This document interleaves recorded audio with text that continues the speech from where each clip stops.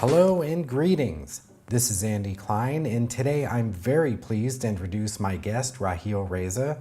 Raheel Raza is president of the Council for Muslims Facing Tomorrow, founding member of the Muslim Reform Movement, an award-winning journalist and advocate for human rights, and the author of a new book titled Their Jihad, Not My Jihad. Raheel works extensively on the problem of the rise and threat of radical jihad, and I'm honored to have the opportunity to speak with her. In our hour-long talk, we discuss China's Uighur clampdown, Canada's trek towards Orwellianism, the death of free speech going on at university campuses, the oppression of women in Islam, what jihad is, and the victimhood of Muslims, among other topics. Talking with Raheel was an incredible experience, as I think you'll hear how insightful and knowledgeable she is on the topics I mentioned. I know I got a lot out of our conversation, and I think you will too. So, without any further rambling, I give you Raheel Raza. Raheel, thank you so much for joining me on the podcast. I'm delighted. Thank you for having me. Yeah, so you were born in Pakistan and moved to Canada about 30 years ago with your family. Why did your family make the move?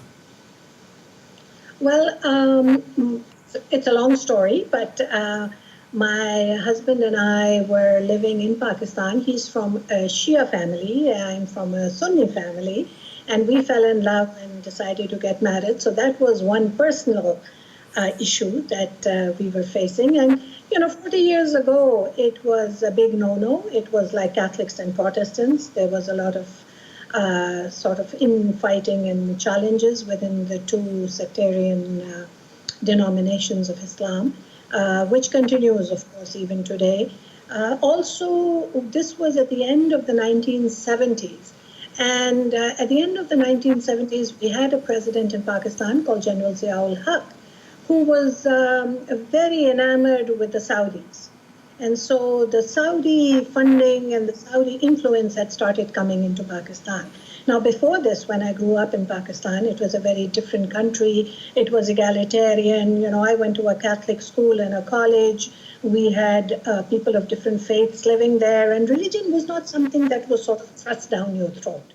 It was there, but it was not a government mandate. But with the rise of this Wahhabi ideology coming into Pakistan, religion started becoming more and more in our face. And of course, the Wahhabi ideology is sort of not very women-friendly, as you well know. And so there were restrictions on women, and slowly these steps were coming in.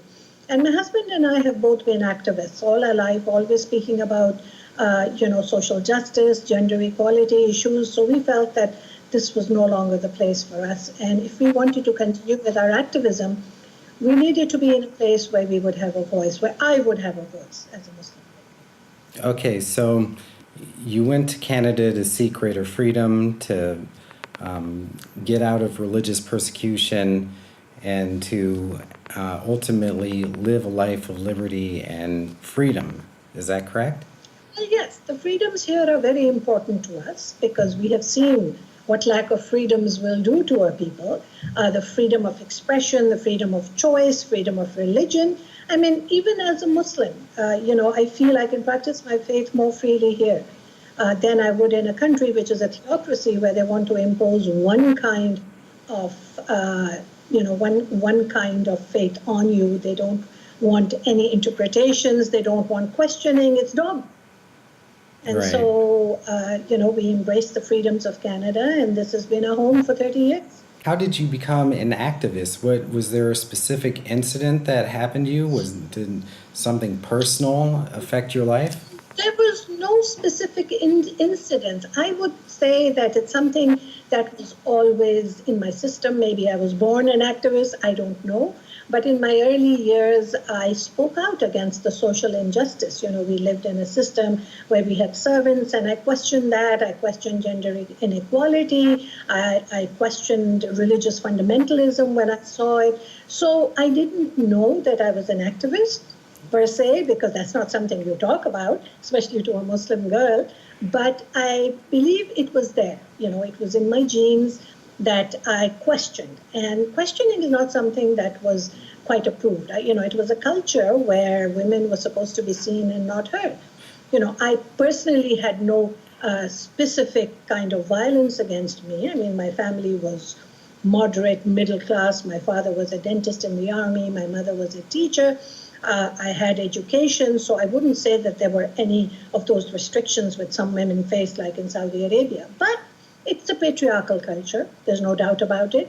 And there are certain, you have to live within this box. Certain guidelines for men and women. And if you speak outside the box, or if you question, it's not something that's approved. And I never got any answers.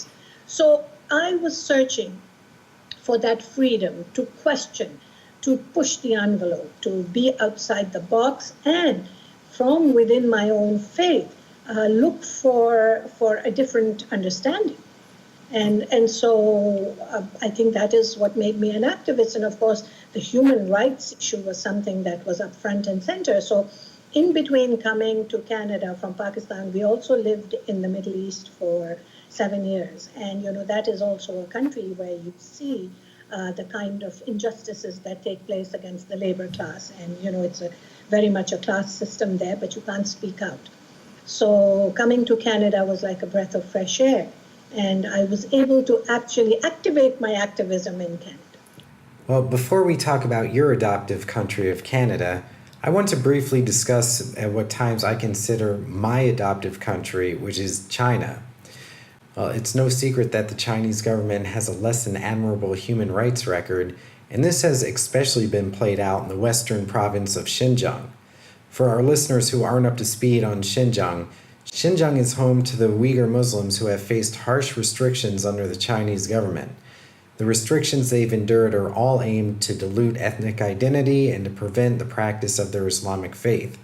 Some of these restrictions include banning Muslim names like Mohammed and Arafat, forcing shops to sell cigarettes and alcohol, and I remember a couple years back when they had a beer drinking contest during Ramadan. I'm sure that went down real well with the locals. Now the latest round of oppressive measures are being enforced as the Chinese government has ordered Uyghurs to hand over their Qurans, prayer mats, and other religious paraphernalia to the police. The Qurans are to be handed in voluntarily, but anyone found with one will face severe punishment. That's according to the police's social media post on WeChat. Well, what has prompted such draconian measures? Now that ISIS is in disarray, the Chinese government fears that Uyghur fighters are returning from the Mideast, and they believe they pose a serious threat to the country. China justifies its treatment of the Uyghurs, citing past terrorist attacks occurring in Beijing and the southern city of Kunming. So I want to get your opinion on how China treats its Muslim population, and please comment on the latest clampdown in regards to the confiscation of the Quran and the prayer mats. Well, the issue of the Uighur Muslims in China has been there for longer than we are talking today. It has existed for quite a while. And oppression of a people for religious freedom is something that I definitely don't approve of, no matter what the fears are. There are different ways in which one can deal with issues of fundamentalism and radicalization. I mean, I live in a democratic country called Canada, but yet we also have issues of rising radicalization here. And, there are democratic ways in which one can deal with it. To oppress a community to exercise their religious freedom is not something that a government should do. And this idea of taking away their Qurans, as you say, voluntarily. People rebel, and actually you then add to the rise in fundamentalism and radicalization because it, makes people angry, and then there is a reaction. So, it's not a country where you have much dialogue and debate and discussion, obviously, but there is a way of talking about these issues. There's a way of dealing with them. The religious leadership should be up front and center in being cognizant of the problems that might emanate from radicals coming back to the country. And this, of course, happens all over the world. But, religious freedom is extremely important. All freedoms are extremely important. But unfortunately, the plight of the Uighur Muslims is not something that you would hear the OIC talking about, for example, at the United Nations. You know, I'm accredited with the United Nations Human Rights Council. I go there 3 times a year. And the Organization of Islamic Cooperation, or Islamic Conference, which is 57 very powerful Arab Muslim countries, don't necessarily bring up the Uyghur issue. I mean, China is up front and center at the United Nations Human Rights Council, and they always say that they don't have any human rights violations going on. In China? Come on. Please. I mean, nothing. But even the strong and very prominent Muslim countries, the ones that are powerful, don't bring this. It's not something that you hear in mainstream media. It's not something that's talked about, and very few people are really aware that it's happening. I happen to fortunately be in touch with some of the Uyghur leaders here, and because of my human rights work, I've talked to them and we've heard about this, and we of course want to support those people. But Canada does have a small but thriving population of Uyghur Muslims, and it's something that we should all be cognizant of. Right. If we want to talk about human rights, it has to be for everyone. We can't be selective. And why are we selective with China? I mean, China used to be scrutinized heavily on their human rights, and ever since really they become an economic power, that seems to have gone in the background and has almost been taboo among Western leaders especially. Why do you think that China gets a free pass on this? I really don't know much about that politics between the Western world and China to be able to comment on this with full information. Yeah. But as you say, it is becoming a world power, it is becoming a world leader. And of course, I see the influence of China in my own country of birth. When I go there, I see the Chinese influence both economically and socially in Pakistan, where they are investing in buying the ports, and the power is there. You can see the presence, but the world works in very strange ways. When they talk about human rights, they're sometimes very selective in about whose human rights they are going to critique or who they're going to talk about. It all depends on who has the power or who holds power. Yes. And that's something which is part of a much larger discussion that needs to happen at the United Nations, which needs to happen in places where these countries are representative. But I certainly feel that, it's really a double standard and a hypocrisy for countries who are on the United Nations Human Rights Council, but who have an abysmal human rights record, whether it's Saudi Arabia, whether it's China, whether it's Iran. For me, they all need to have their hands slapped. Okay. Well, let's move on to Canada. Not long after Donald Trump was elected president, I was at the local grocery store, and I believe it was The Economist magazine. Its front cover had Lady Liberty wearing the maple leaf crown, and the cover read, "Liberty moves north." So, and the subtitle read, "Canada's example to the world." So, meaning liberty no longer exists in the U.S. and now resides in Canada. However, if you look at what's going on in Canada, in regards to passing motions and bills such as Motion 103, the so-called anti-Islamophobe and anti-religious discrimination motion, and Bill C-16, the gender expression law, where you are required by law to use made-up pronouns in private and public conversation, and Bill 89, a truly Orwellian bill that authorizes the removal of children from their parents or guardians if they don't comply with the child's decision of what gender he or she is. One case that I read was actually about foster parents who had their foster children removed because they told them that the Easter Bunny does not exist. That doesn't sound like liberty to me. That sounds like an Orwellian society. Let's talk about Canada, and specifically about M103, the anti-Islamophobe motion that was recently passed that calls on the government to condemn, most notably, as the motion is written, Islamophobia, as well as other religious discrimination. It also authorizes hearings, which it is currently doing now, on how to combat Islamophobia. You wrote an article in the National Republic saying you oppose this motion. but you are a Muslim. Isn't this motion written for your own protection? Why then do you oppose it? Well, let me first clarify that I am an unabashed lover of this country. I love Canada. Canada is really a fantastic country, and we are so glad that we chose Canada. However, in the 30 years that we've been here, there have been changes, and like any other democracy, it has its strengths and weaknesses, it has its ups and downs. You asked me about M103, and as a Muslim, you wonder why I'm opposed to it if it protects me. Fact is, I don't need protection. Neither does my faith need protection. That is the core of my opposition to M103. We don't need babysitting. We don't need a nanny state. And M103 is divisive. The fact that it singles out just one faith when Canada is a diverse country where there are so many dozens of faith communities that exist side by side. Also, my argument about my concerns about M103, which I expressed to our parliament last week. I was at the House of Commons where they were having hearings, and I was also invited to give my opinion, for which I'm very grateful. And I said that, racism, bigotry, and hatred, of course, needs to be condemned. But it needs to be condemned against everyone.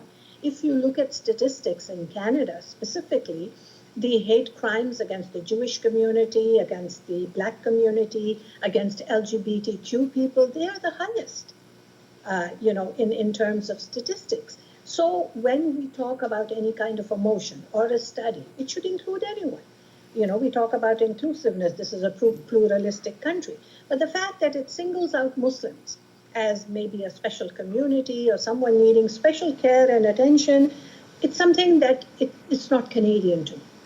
And it's something that I am opposed to because it quells any kind of free speech. It quells debate and discussion. Now, I'll give you a specific example.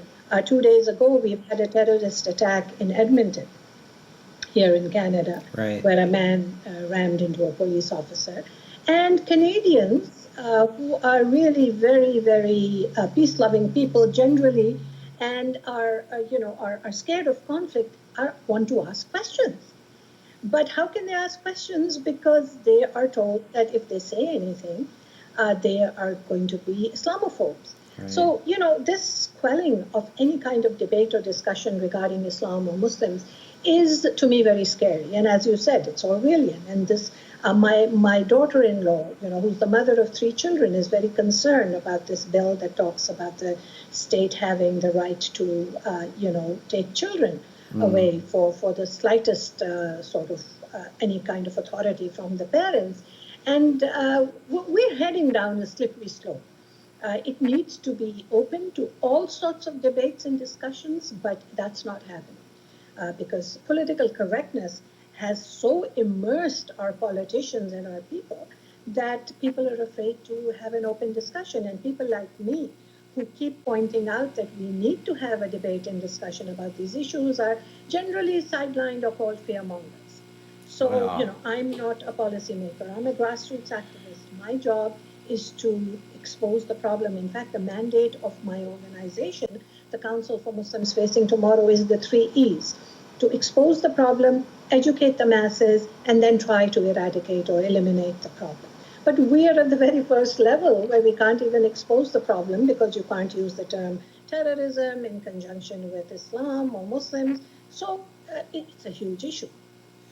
Yeah, it sure is. And it's disturbing to see blasphemy laws popping up all over the West. It goes without saying that freedom of speech is the foundation of a free society, and once you take that out, then the rest crumbles. People, I think, like yourself, chose to go to the West, to migrate to the West for those exact reasons, that you can have open dialogue and be yourself, and now we're seeing that diminish.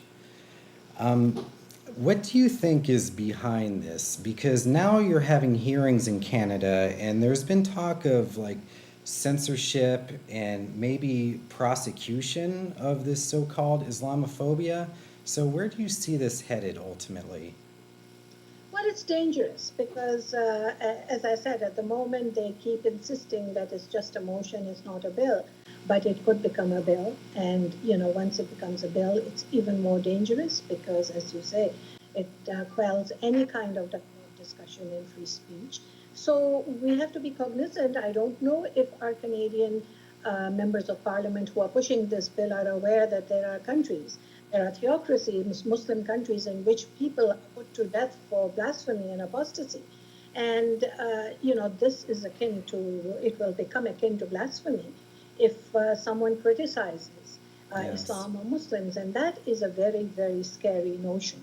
So there are, of course, a large group of people who are speaking out against it. When they did a poll, they found that 70%, more than 70% of Canadians are not in favor of M103. But Canadians are a very, what is the word I can use, a very wishy-washy people in terms of being activists.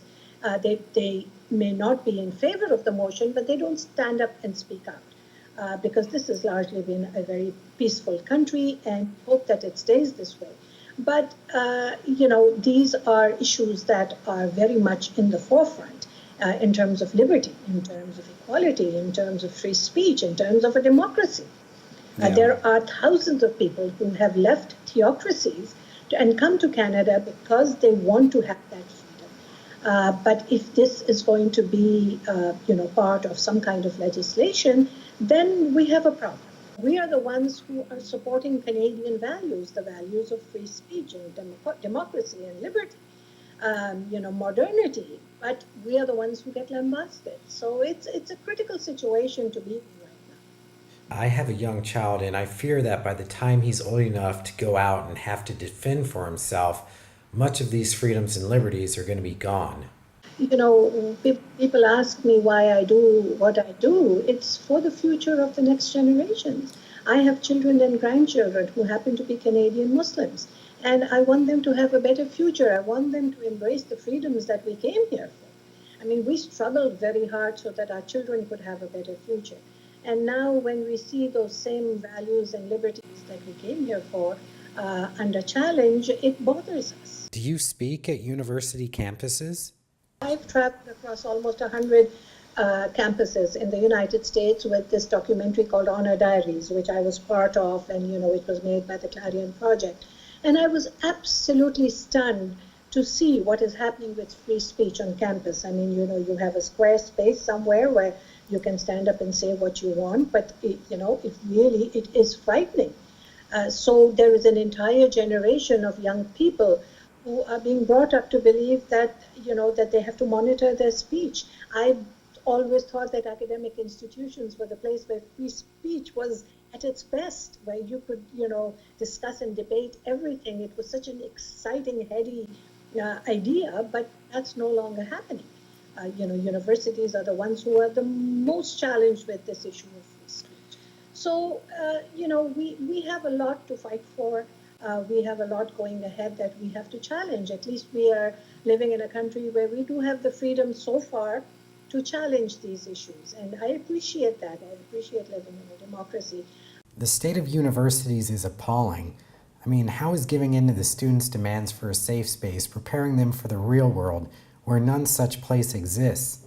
Well, they'll be unapologetically confronted to views different from their own.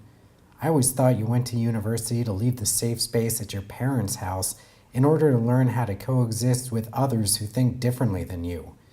That was one of the best parts of being a student, learning from others and discovering beliefs you haven't been exposed to before, and some of these universities have robbed their students of it. The idea of a democracy, as I learned when I was a child, was the freedom to express yourself and the freedom to not agree. And, again, when it comes back to Islam and Muslims, I often tell my audiences, you don't have to like Islam and Muslims, but at least have the knowledge and at least, be able to have a free and open discussion. Be educated. And that's what's important because it helps us grow. Well, perhaps Carl Sagan's most frequently used quote was when he was referring to religion, and he said, quote, "Extraordinary claims require extraordinary evidence," unquote. But a lesser used quote that I think is just as veracious is when he said, quote, "It pays to be liberal, but not so much that your brains fall out, unquote.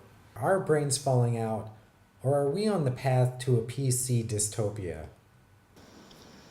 I'm very afraid that we may be on our way to a PC dystopia. And, the regressive left, the white liberal guild is all helping this along. And now you have this very heavily orchestrated and well-funded anti-Trump movement, which doesn't matter what he says, as soon as he opens his mouth, there has to be a knee-jerk reaction. As you said, we need to have what is the word? I sometimes lose my English. We need to have the maturity to hear other people out. They have views, they have opinions. He was democratically elected. He is the leader of the first world, and there are a lot of good things that he has said and done. So nobody's perfect. We need to be able to acknowledge that, but that's not the case, because now you see people are polarized. People are so extreme in their opinions. What I feel is lacking in the world today is the balance. There's extreme right and extreme left. We are losing that balance. And in my work, I often remind people that this is not partisan. It's got, fighting radicalization is beyond any kind of politics. This is something that affects the man on the street, the person on the street. And this is something that should be understood and accepted by everyone, regardless of how they vote. Right. When, God forbid, a terrorist attack happens, it doesn't choose the political views of the person that they are attacking. And so this extreme division between the left and the right, and then, now we have the center. The point is that we need to have a balanced conversation. Yeah. We seem to be losing our balance, and that's what is so frightening. When Trump was elected, I really thought it was the end of the US, but after what I read about what's going on in Canada and Europe every day, about the erosion of Western civilization, freedom of speech, liberty, and secularism, and the advancement of Islamic theocracy, I don't like Trump. I think he's completely unqualified for the job of President of the United States. When Trump was elected, I thought it was the end of the US. But when I read about what's going on in Canada and Europe every day, for example, the erosion of freedom of speech, the left's singular thought doctrine, and their unabashed aid in helping to usher in Islamic ideas that defy those of classical liberal values, well, my mind is starting to change. I don't like Trump. I think he's completely unqualified for the job of President of the United States. However, my only hope in him is that he won't surrender Western values to barbarism and to the left's Orwellian fascism, which they hide under the guise of tolerance and being nice. You realize, of course, that it's the lack of stepping up to the plate in the last, so many years, maybe, the last decade, that has led to this, that has led to the election of Donald Trump. Yeah. People were frustrated. They were fed up of the appeasement and of the silence on issues that really matter. I'm not defending his election, but the fact is that this is what has led to it. The extreme polarization on both sides. So, if you have someone who can bring up a balanced conversation, it won't happen. But this is happening all across the Western world. Yeah. And I do hope, as you say, that Western civilization doesn't crumble, because there are so many values that we hold near and dear to us, which is why we embrace the West. And we can coexist if only we are able to talk to each other. Once that communication is stifled, we're doomed. Right. Well, you said before you like to kind of get into the nitty-gritty and disagree and have open, honest discussions where people have different point of views. I'm going to take you up on that. I want to move on and talk about women in Islam. And first off, talk about the clothing Muslim females wear.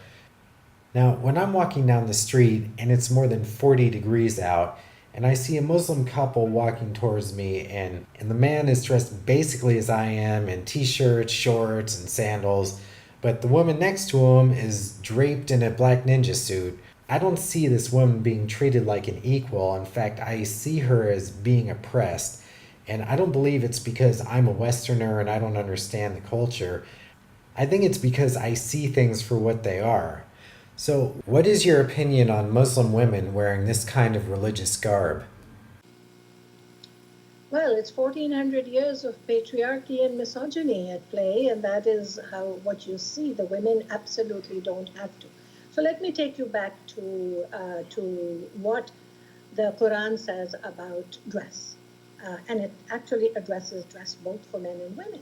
The Quran says you should dress modestly. Very simple. Just the word modest. Now, how does one interpret modesty? To me, I'm a mature Muslim woman, a grandmother. I translate modesty as not being sexually provocative. Now, there is no specific Islamic dress that is mentioned in the Quran. It doesn't say this is Islamic dress. It just says that men and women should dress modestly. However, we have a huge gap between theory and practice. And this is the unfortunate legacy of the patriarchy that has been part of our faith, is that today people think that this is part of the Quran or part of Islam. But, men have been for 1400 years, the interpreters, the translators, the ones who, throw hadith and sharia at people, and they have essentially told women what they can and what they can't do. Now, the niqab, the face covering, is not even required in Islam, because when Muslims go for the pilgrimage to Mecca, the Hajj, women are not allowed to cover their face. And there have been Islamic scholars. Al-Azhar University in Egypt, in Cairo, used to be the seat of learning for Sunni Muslims, which are the majority of Muslims. And, Sheikh Tantawi, who was one of the leading scholars at Al-Azhar, actually asked his students in his class to uncover their faces. He says, this is not part of the faith. This is not a requirement in Islam. But here you come to the West and you see more and more women wearing niqabs, which is a tribal practice. It comes from the sands of Saudi Arabia. It comes on the backs of this Wahhabi ideology. And once again, it has been exported on the backs of billions of petrodollars. And unfortunately, there are many people who don't read, who don't question, and who don't understand that it is not a requirement of the faith. And so, I translate, as I said, modesty into Western clothes, whatever kind of dress I want to wear, which is not sexually provocative, which at my age I couldn't afford to do anyway. But, essentially, that's simply what it is. So, and of course, there are double standards. There have always been double standards and hypocrisy in terms of the rights given to men and the rights that are given to women. How many years did it take for Saudi Arabia to allow women to drive? The word allow is very controversial, but certainly they have. But look at how many years. We are in the 21st century. And are the women going to bend down and say thank you and be totally subservient because they've been given their God-given right? So this is where the reform needs to come. I am part of the Muslim reform movement. I am what I call myself part of, a reformist Muslim. And, this is where the change has to come in understanding that, in the Quran, there is equality for men and women. I mean, in Islam, in the Quran, God says he created both men and women from a single soul. When I read that, it was so empowering for me. I'm a practicing observant Muslim, and very often people ask me, how can you still follow the faith as a Muslim woman? It's because I understand the nuances. Okay, I do want to hit you with the verse of the veil from the Hadith. And this was narrated by Umar bin al-Khattab. And it goes like this. And as regards to the verse of the veiling of women, I said, quote, O Allah's apostle, I wish you ordered your wives to cover themselves from the men, because good and bad ones talk to them, unquote. So the verse of the veiling of the women was revealed.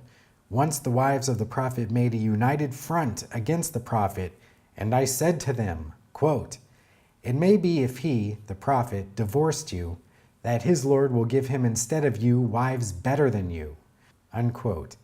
So this verse was revealed. I find it amazing that the wives of the Prophet made a united front against him. I mean, obviously they did not welcome the veil. And I'm highly skeptical of women who claim, oh, I wear it because it brings me closer to God, or I wasn't brainwashed into wearing it. So what is your opinion on the verse of the veil? First of all, I have an issue with hadiths because all the hadiths are not certified. They're not stable, and we've been told that, you have to look at the history of the hadiths and who said it. So I personally follow the Quran for my guidance, and, unless I know a hadith is 100% verified. But I can certainly go back to the history of why Muslim women were the wives of the Prophet were originally asked to wrap their cloaks around their breasts, because in pre-Islamic Arabia, the wives of the leaders used to walk around bare-breasted. Now, in pre-Islamic Arabia, everyone, men, women, animals, used to wear a scarf over their head because of the blowing sand. It was a practical issue more than a religious issue. But there were also, as I said, the women who used to walk bare-breasted. So the verse of the Quran came and said, wrap your cloaks around your breast. And that makes sense. Now, the wives of the women of the Prophet's family used to be persecuted when they went outside. So they were specifically told to draw their cloaks over their heads so they wouldn't be recognized when they went out in the street, and therefore they wouldn't be persecuted. But this idea that somehow it is embedded in the Quran that you have to cover your hair. I haven't actually myself been able to read the word hair, the covering of the hair. I do understand the covering for the Prophet's wives, but I haven't been able to read it. So therefore, I don't wear a hijab, although there was a time in my life for 1 year when I did, because I was trying to understand what it means. Does it change my psyche? Does it make me more pure? Does it make me a better person if I just put a cloth over my head? And I found that it doesn't. This is something that has to come from within the heart. For me, my Islam is not reflected in what I wear or a cover on my head. My faith is reflected in my heart and my actions. And it's a very personal connection between me and my Creator. I feel that more importantly, it is what God has asked us to do, our human rights and our connection with people and how we behave with others, that is important, in our daily life. And that is what I want to reflect. So, when I walk the streets of Canada, I am a Canadian, and it is my citizenship, my human rights, my behavior with others that reflects who I am as a person. If all people thought more deeply about the values they reflect as a person rather than the clothes, we'd all be better off. But it is our responsibility as human beings to read, to educate ourselves, to have vision, enlightenment, to be able to think. And critical thinking is one of the most important aspects of Islam. In the 9th century, there was a group of Muslims who were called the Mu'tazilites, and they were the free thinkers.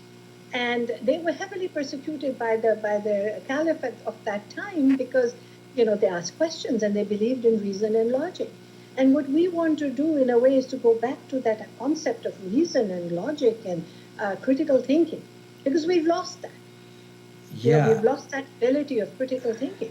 Yeah, it seems like the Islamic community on the whole really have, and it's really hurt them because in the 11th century, they're in the forefront of sciences and, like you said, critical thinking. They really made invaluable contributions to the world. And it just... But in the last 100 years, all they've done is invoke religiosity without...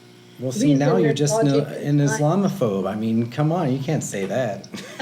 You see, one of the concerns, again, coming back to M103, is at the moment, it seems to be sort of indirectly geared towards non-Muslims who might say anything. But eventually it will come to people like us as well. We are very critical of aspects of the faith that are against human rights, that are, against minorities, that are against women, because our reform movement has a mandate where it speaks about bringing Muslims into the 21st century, and have a more humane understanding of the faith. So eventually it will, it will affect us as well in our speech.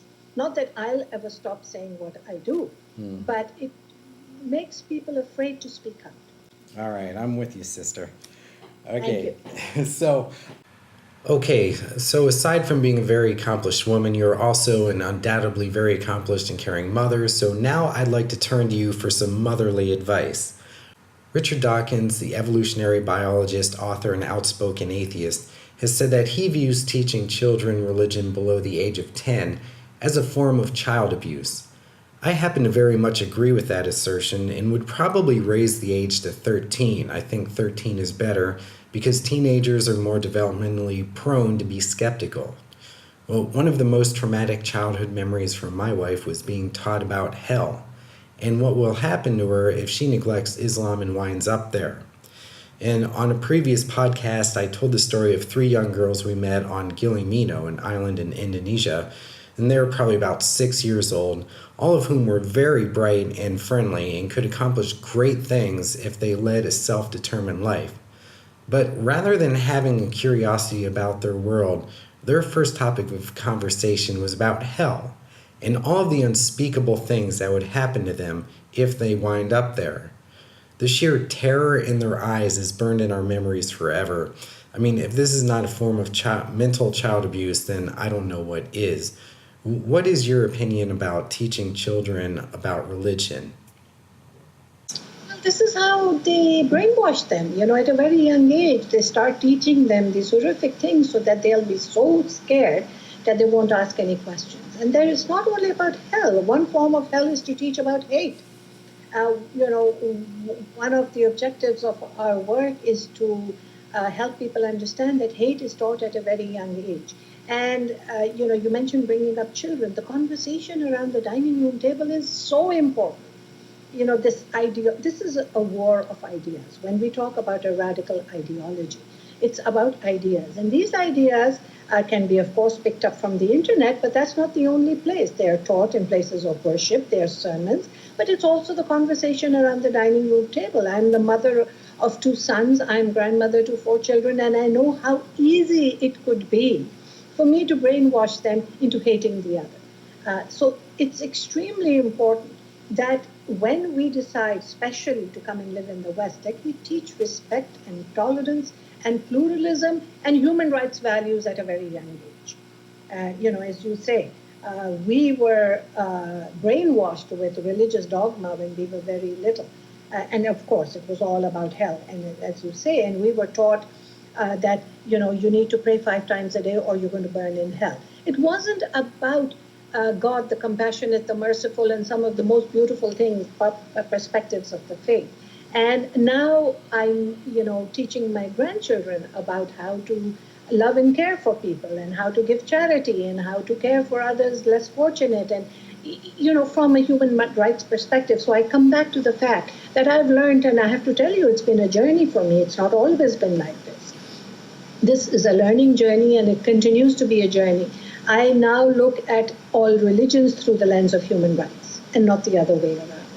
And it is so important that we embody those values of a universal human rights charter into our children. That is religion itself. Wow, that is what most religions teach at the core, is respecting each other, not lying and cheating. These are all human rights values. It's what I often say, these are the values that you learn on your mother's knee. But, at your mother's knee, you can also be taught about hate, and you are. So it's so important to educate the women because they are the ones who are the nurturers. They are the ones who are teaching their sons either to become suicide bombers or to become caring, pluralistic citizens. So a lot is on the plate here, that the education and empowerment of women, along with the education of men, is a very important component in coming into the light and coming out from the darkness of the 7th century into the 21st century. Okay, so straight answer, because we have to move on to your book. What age do you think is appropriate to introduce children to religion? I don't know really, because as I said, I don't have that experience, but at any time that they're mature and they can understand. Well, in addition to being an activist, you're also a very talented author, and you've written a very interesting book called Their Jihad, Not My Jihad. The book is a beautifully written compilation of writings and interviews done by you, as well as religious scholars and activists.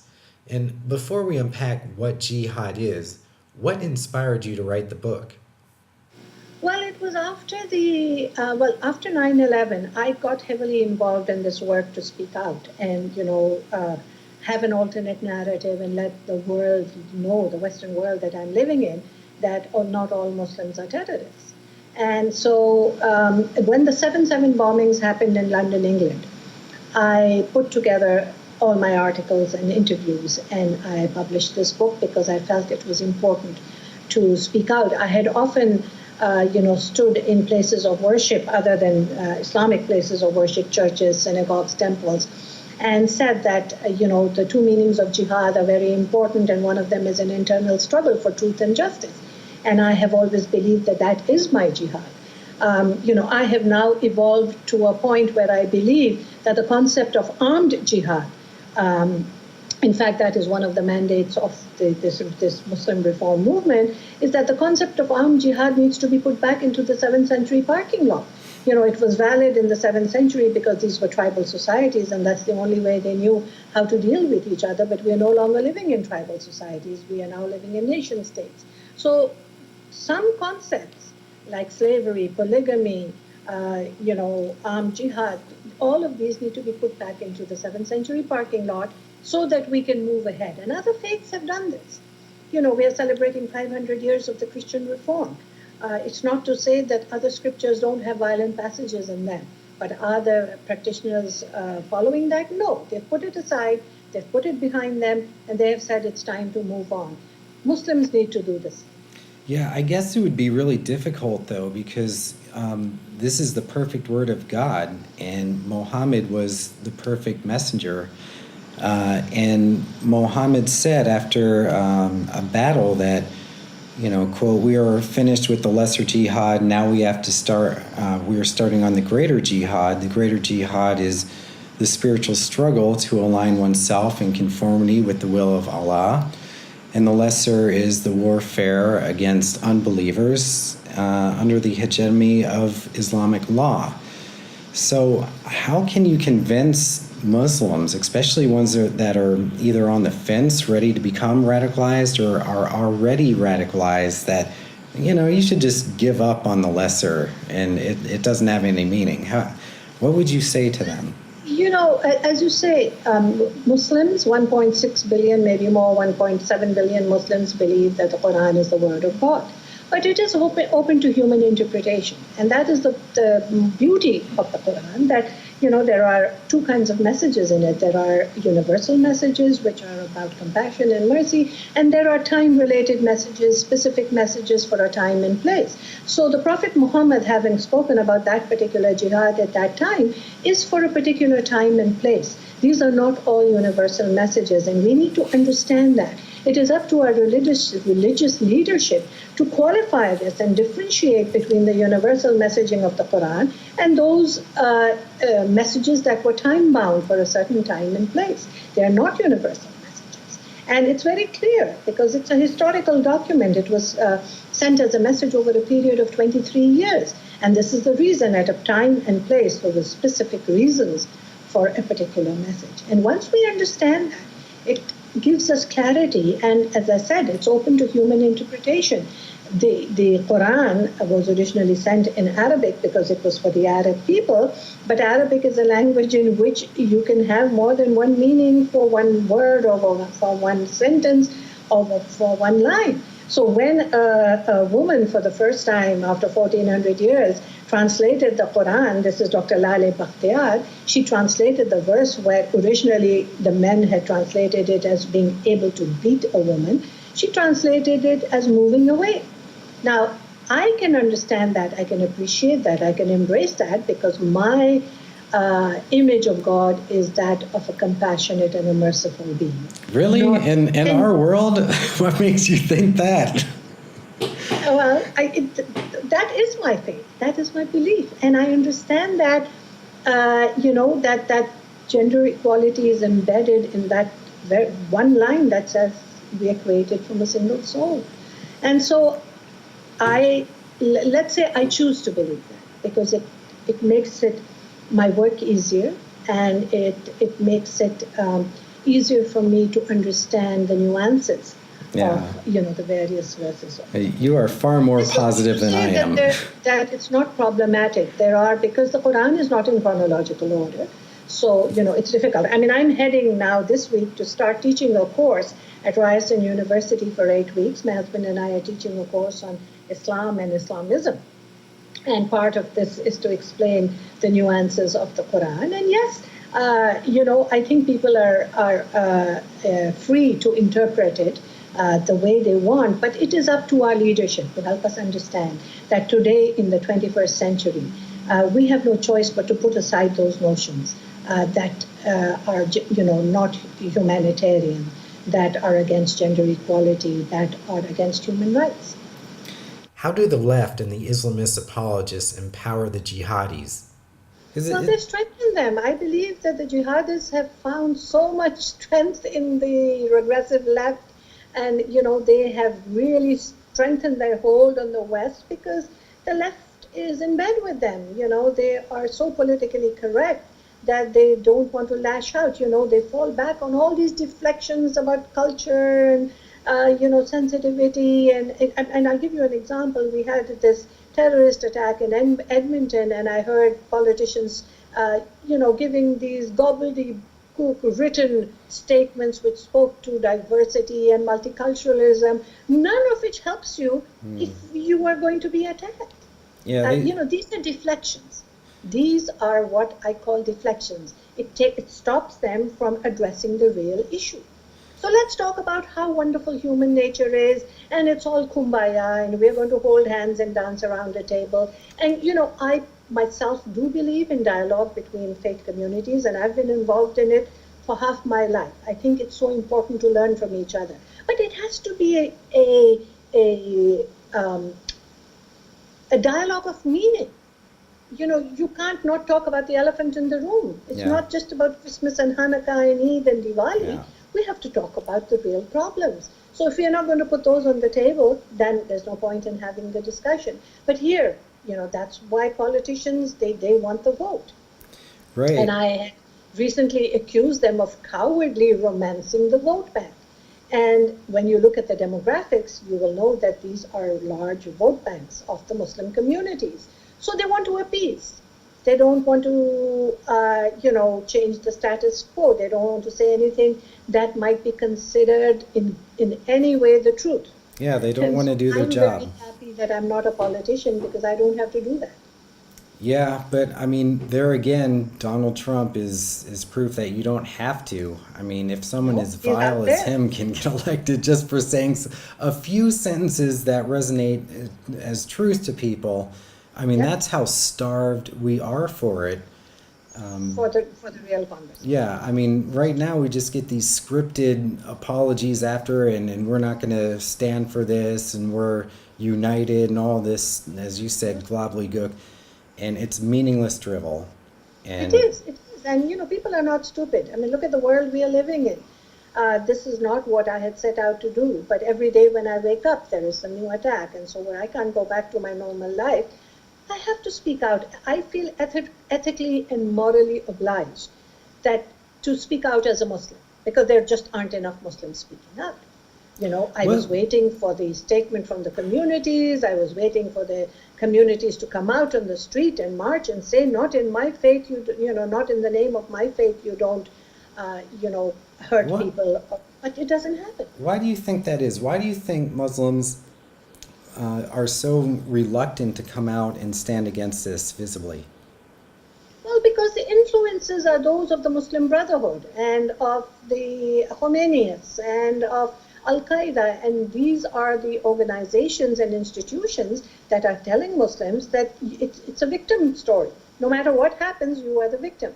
And that's how M103 came about. This is this victimhood card that is pulled out and played no matter what happens. And it's happening more and more.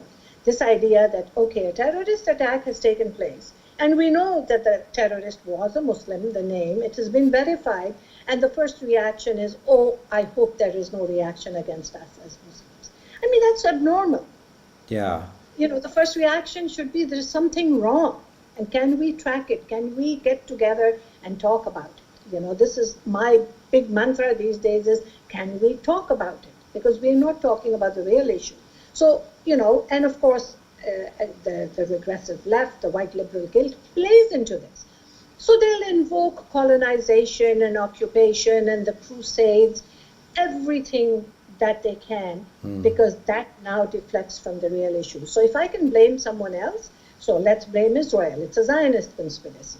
Everything that happens is a Zionist conspiracy. I mean, the whole anti-Semitism, the anti-Israel sentiment is so strong among the Muslims. So, let's blame them for everything, because then we don't have to talk about it. When you pass on the blame to someone else, you don't have to take the responsibility. I look upon this as the analogy of if my child was a drug addict and I wanted to blame the whole neighborhood for that and not really pinpoint that the blame might be mine as, as a parent, then I'll never be able to find a solution. Right. So this is what is happening.